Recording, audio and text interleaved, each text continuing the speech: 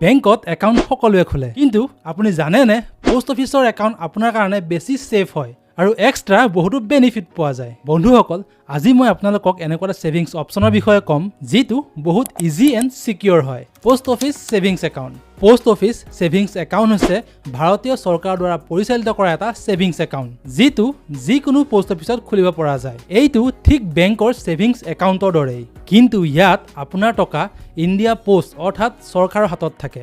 গতিকে কোনো বেংক ডুবিলেও আপোনাৰ টকা ডুব যোৱাৰ কোনো কথা আহি নপৰে। ইয়াত একাউণ্ট খোলাটো একদম ইজি।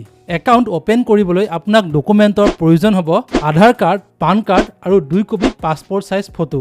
প্ৰথমতে আপুনি আপোনাৰ ওচৰত থকা পোষ্ট অফিচলৈ যাওক। ফৰ্ম SB103 নামৰ এখন ফৰ্ম লওক। ফৰ্মখন ফিলআপ কৰি তাত ডকুমেণ্টবিলাক এটেচ কৰক আৰু মিনিমাম 500 টকা দি আপুনি সেই ফৰ্মখন জমা কৰক আৰু কেইদিনমানৰ ভিতৰতে আপোনাৰ পাছবুক আপোনাৰ হাতত থাকিব।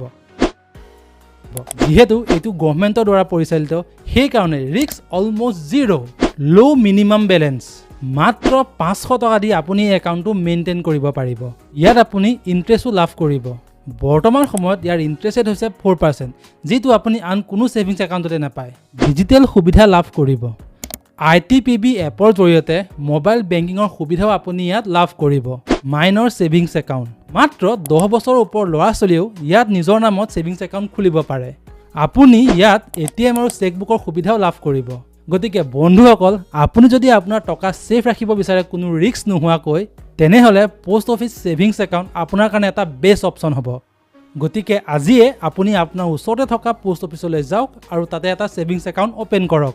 ভিডিঅ'টো যদি ইনফৰ্মেটিভ লাগিছে তেনেহ'লে মোৰ এই চেনেলটো ছাবস্ক্ৰাইব কৰি দিব আৰু লগতে এই ভিডিঅ'টোত এটা লাইক কৰি দিব আৰু লগতে মোক আপোনালোকে জনাওক যে আপোনাৰ পোষ্ট অফিচত ছেভিংছ একাউণ্ট আছেনে নাই।